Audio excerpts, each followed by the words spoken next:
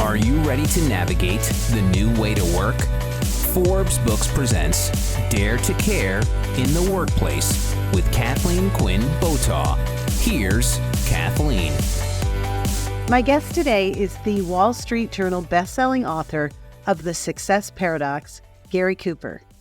Gary is the co-founder and executive chairman of Palmetto Infusion Services, a company that provides infusion therapy to patients with chronic conditions.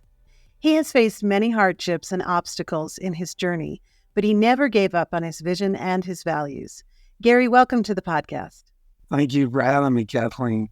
Anytime. I think we have so much to talk about.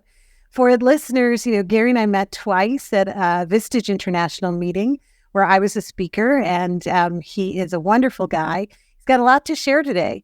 So tell me first, how did you come up with the idea of writing this wonderful book, The Success Paradox? Well, I wish I never had the reason to write the book. I never wanted to be a writer. I had a lot of great parts of my life, and then I had a really, really dark part of my life. But I think pain is the touchstone of growth, and I unfortunately had a lot of pain. I was learning from it, and about a year into, what I call a 180 in my life, what I would say is, we all say this, well, a lot of people say this, we stand on the shoulders of giants. And so for the first time in my life, I was recognizing that, and I was asking for help. I thought self-sufficiency was the way to do life. Then finally, I realized that I needed help. I was asking lots of people, medical professionals, spiritual people, my own business partners, and lots of people. And I was changing my life. And about a year into that, our best friend's kid killed himself. Yeah, I read that. And that changed my life in a direction that I wasn't expecting. And I was still attending Vistage. I had thought about a book for a couple of years. And then you walked in. I'd like to do a book. And the book is about how to help others do a 180 in their life when they're comparing themselves to others. That's wonderful. One of the points, there's so much in what you just said. What is it about successful people or perceived successful people, right? That we don't ask for help, like CEOs, key leaders. We think we should just suffer in silence and never ask for help. And what do you think that's about? Well, we talk about it in the book. No movie is really produced for the tough guy or the tough girl there's a movie with Halle Berry where her child gets stolen and does all these heroic things to get her child back. Doesn't ask anybody for help because she's the hero. Superman doesn't ask anybody for help. He's the hero. You don't want to be perceived as weak. I didn't want to be perceived as weak. So I wanted to be the hero. Yeah. I didn't want to burden anybody else.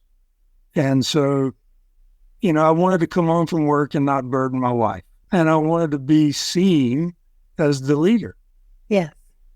And so leaders at least I don't think leaders are thought of as the person who sits down and says, well, what do you think?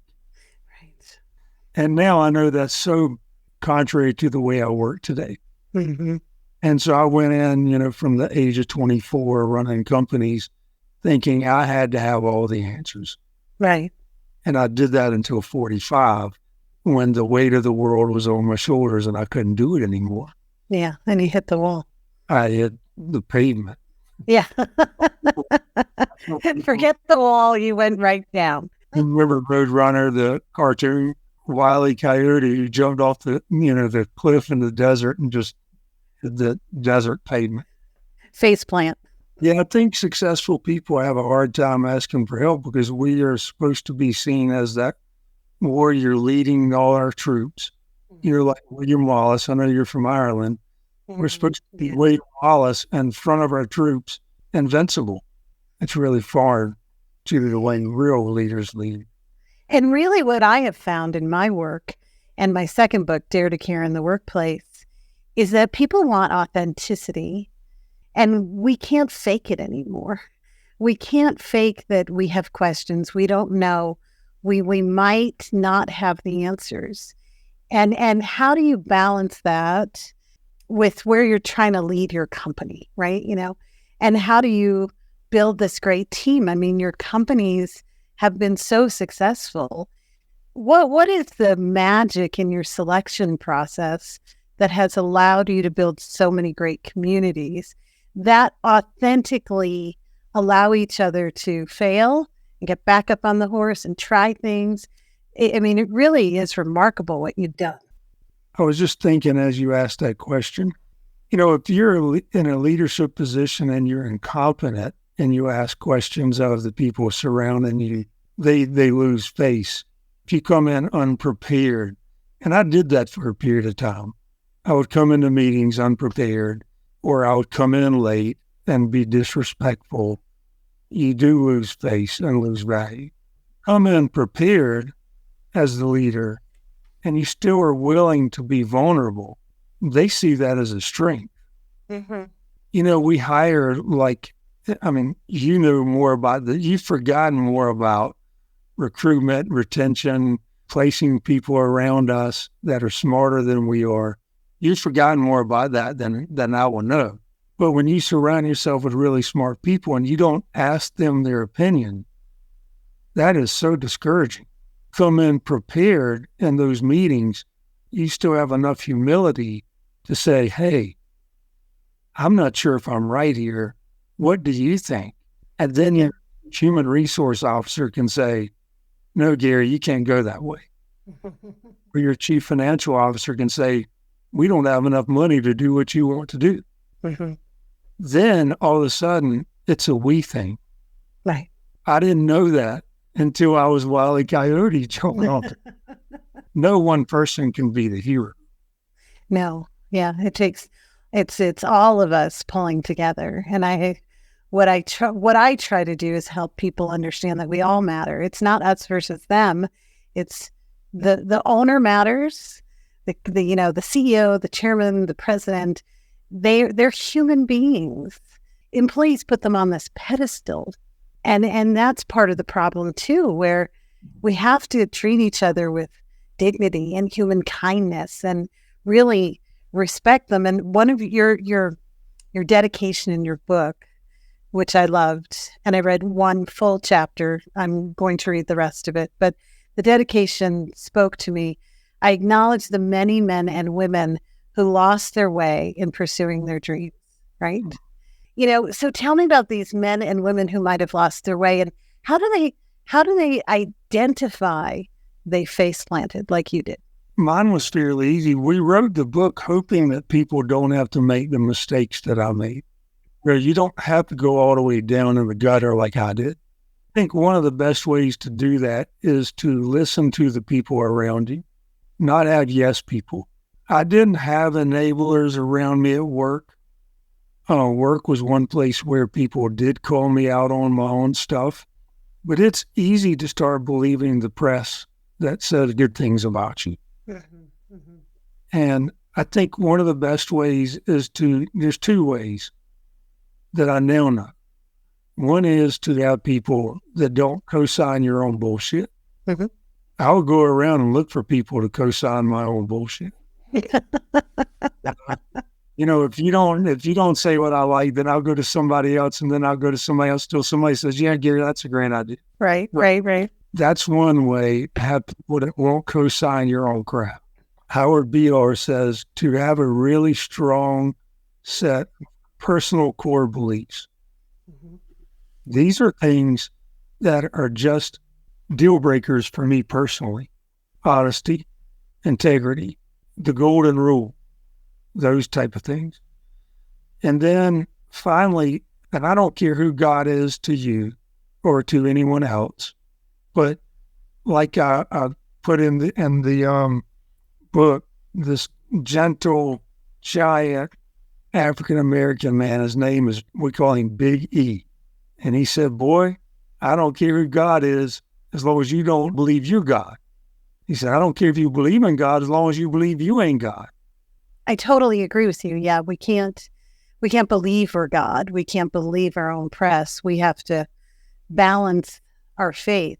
But there's a real crisis with faith. I'm glad you brought it up. It's in your book too. Only 30% of, Americans really actually have any kind of faith. That's a crisis. I mean, I believe strongly, Gary, that the family and faith get us through almost everything. So what can we do about that as leaders to help people see that a little bit of faith? It's also one of my chapters in my book too. Have a little faith in something. It doesn't have to be exactly what I believe in, or it doesn't have to be, just have some faith. I had to create a routine. I had to create a routine to make that part of my life. The way the old Gary, I call him old Gary and new Gary. Okay. Well, hi, new Gary. I didn't even know you were a work in progress when I met you. I'll always be middle Gary, I think. Okay. And that's encouraging to me because I can always improve. Yeah. And every day I can wake up and improve. So I had to create a routine. And to answer your question, I think the best way we can do for in our leadership positions, the best thing we can do is bring our best version of ourselves into our company. I think that in my own life, in my own family, in my own relationships with others, at work or outside of work, is the best thing I can do is be a great example. I was talking to he was a preacher, but he could call him a spiritual leader, call him whatever you want to call him. For people who are, unquote, religious, it can be a spiritual advisor. I don't care who it is to them. He said, why don't you treat your work as a ministry? And I'm like, so what do you mean? And he said, this was at my worst, by the way. And he said, how many employees do you have? And I honestly didn't know. And he looked at me like so discouraged and disappointed in me. Okay, how many patients do you have? And I didn't know. And about that time, I was disappointed in myself. I said, Gary, start there. Yeah. And he looked at me and he said, the woman at the cashier down at, and he pointed at the little gas station where we both know. He said, she can make a difference in people's lives more than me and you because she sees more people per day than me and you. He said, so be where your feet are, meaning right where you are. He said, start by opening the doors for people. And I literally started doing that, opening of the doors, doing the little things. I called them outward and visible signs. Mm-hmm. The best thing we can do, I cannot control what happens in the world outside. That's unfortunate. I wish you could.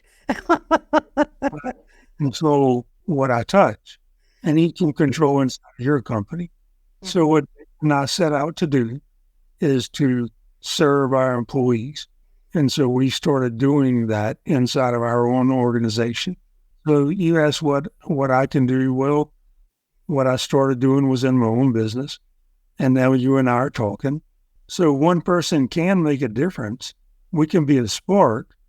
But if I start reading my own press, like you and I were just talking, well, I'll go change the government. Well, I don't think I can. Mm-hmm. I may talk to someone who may talk to someone who may talk to someone. I think the best thing I can do is be a good example. And you are. That's so great. So how do we as leaders balance that with confidence? If we're not supposed to believe our own press, we're supposed to be humble. How should they balance it with the confidence that they need and that the people who follow them need? Because it's really hard to follow someone who's not confident. So talk about that balance between the believe in your own press and the confidence to lead people into uncertainty, because that's what you're just talking about. There's so much that's uncertain right now, but people follow you, they follow me. So what's that secret sauce there? This is a paradox. Yes. The more self-confident I got, the more confidence I had to not take credit for other things. I'm Christian. I'm just going to tell you. And that's my beliefs. But I don't care if you're Islamic or Jewish or Native American. And that doesn't matter to me. But maybe my faith, the more dependent I became on a on my religion, the more independent I became. And so I became less interested in attaboys or pats on the back or other people's opinions. I could go into work and do the job and really couldn't care less what other people thought. Now, the less confident, the less humble I was. So I would go in with an inferiority complex and do you know what seagull management is? No, I don't. Tell us about it. Seagull management is when you do a job and I fly in and I take credit for it and poop all over it. Oh, I'm going to take that one. So when you get that kind of a culture, I mean, nobody respects one another. No, you break the trust. When you create this humble management, I may do the job, but give Kathleen the credit. Then all of a sudden, people are paying it forward in an organization and they feel comfortable. And so when you can lead like that and people are like, wow, that guy is giving credit to other people, even when he did it, you can lead with confidence and humility because people are like, I want to work for that guy because he gives people credit. Yeah. And that's when it started coming around for us 6 years ago when we started saying, we're going to hire you, we're going to give you the keys once you understand our way of working, where you get the credit when you do the things. Right. And sometimes even when you don't. Yeah. But take all the credit when the shit hits the fan. You know, when you get somebody stand up for you when something goes really wrong and we stand in front and we take the bullet for you, it's the reverse of that. A fireable offense and somebody stands up and says, whoa, whoa, whoa. People make mistakes. Hold the horses. And then you create this safety culture. Those are great examples. And it leads me to your seventh paradox, give to receive and receive to give. Mm-hmm. Can you help us with that lesson? I spent a life what I call chasing. I was chasing success, chasing achievement, chasing recognition, thinking that was the American dream. Uh-huh. And I think we all do that to some degree in our careers, right? If I just get this job or if I just get this account. Mm-hmm. So it's all about me. But then if you can reverse the mindset to say, how can I help this other person achieve their results? Mm-hmm. Or even outside of business, you can do the same thing. All of a sudden, you're giving away more than you're thinking about your own personal career, your own, and people are like, wow, I want to work in that department. Your boss starts noticing that person, their department always seems to win. Yeah. You know how many people we know, the informal leader. So you become that informal leader that continuously gets promoted because you're giving away things and you're not taking. Mm-hmm. For a long time, I was that taker, thinking I was being a nice guy, but I would do things when I had a motive. Yeah, ulterior motive. Yeah. People can see right through that. They know when you're manipulating a situation versus authentically learning from a situation and seeking truth, whatever that truth might really be. And sometimes you don't want to hear the truth, as you said earlier. But you talked about recognition too.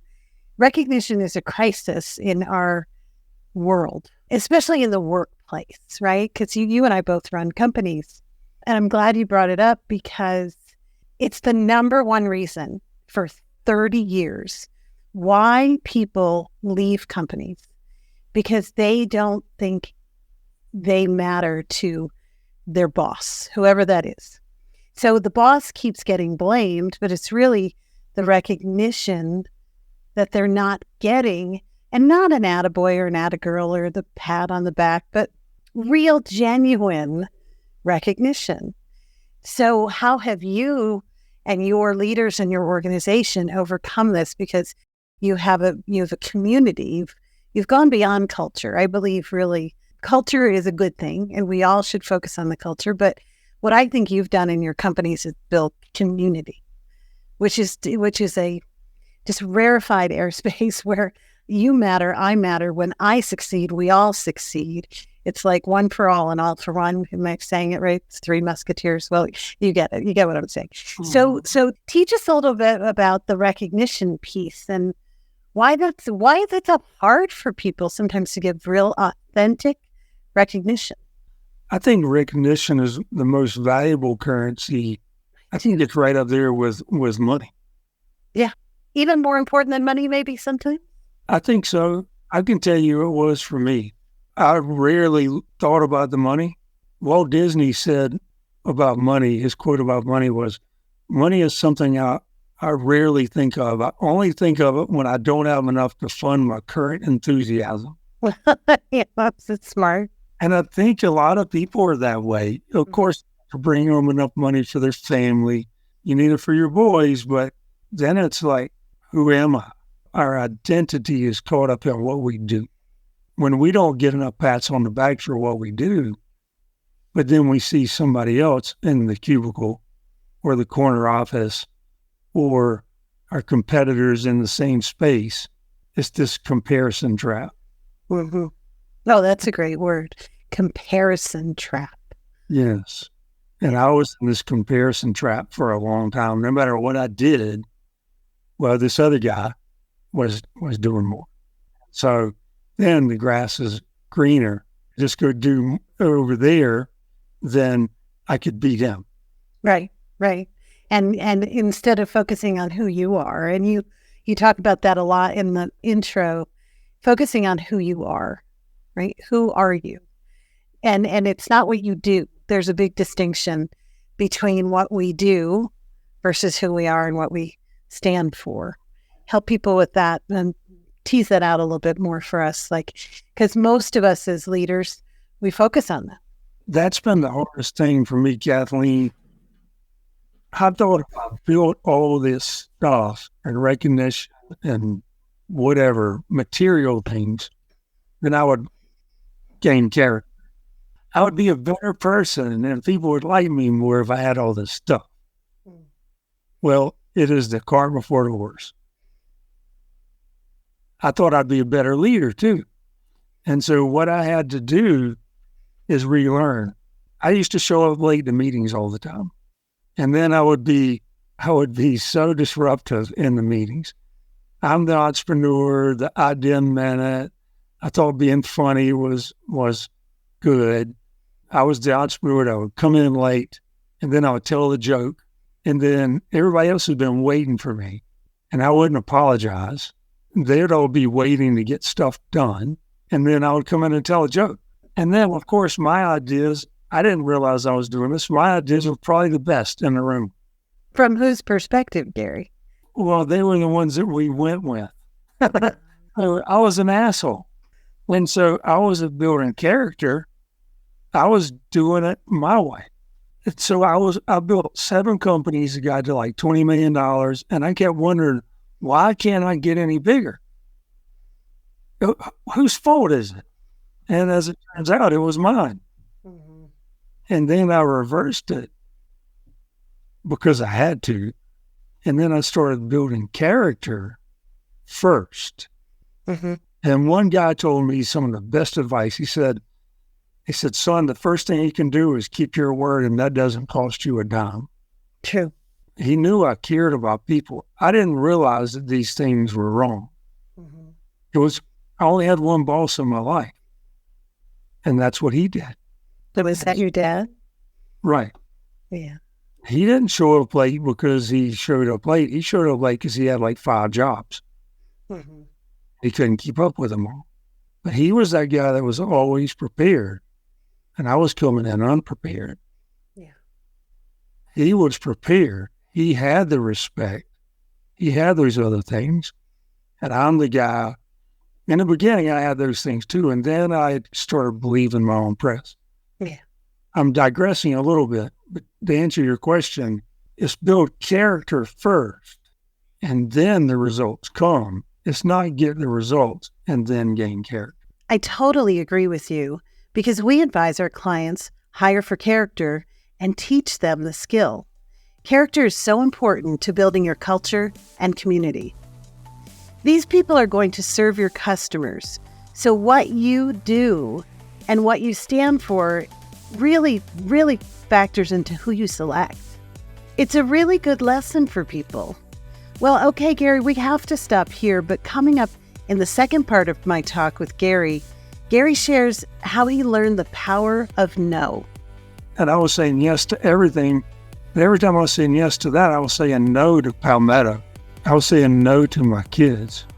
I was saying no to my marriage. So what I had to start doing is saying no to those distractions. This has been Dare to Care in the Workplace. To connect with Kathleen, go to KathleenQuinnBotaw.com. Kathleen's book, Dare to Care, is available wherever books are sold. Dare to Care in the Workplace is a production of Forbes Books.